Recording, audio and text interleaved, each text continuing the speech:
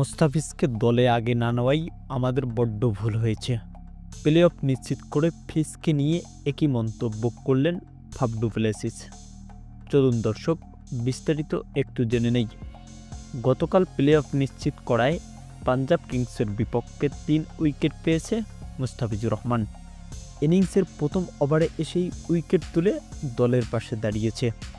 লক্ষ্যটা পাঞ্জাব কিংসের দেওয়া 205 রানের, তবুও খুব সহজেই জয় তুলেছে দিল্লি ক্যাপিটালস। এমন জয়ের পিছনে প্লে অফ নিশ্চিত করাও মুস্তাফিজের প্রশংসা করলেন ফাফ ডু প্লেসিস।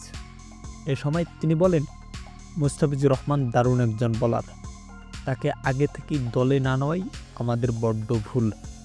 ডেথ ওভারে মুস্তাফিজুর রহমান খুবই কার্যকর। প্রিয় দর্শক, ফাফ ডু প্লেসির এমন মন্তব্যে আপনার কি মতামত জানিয়ে দিবেন ভিডিওর কমেন্ট বক্সে।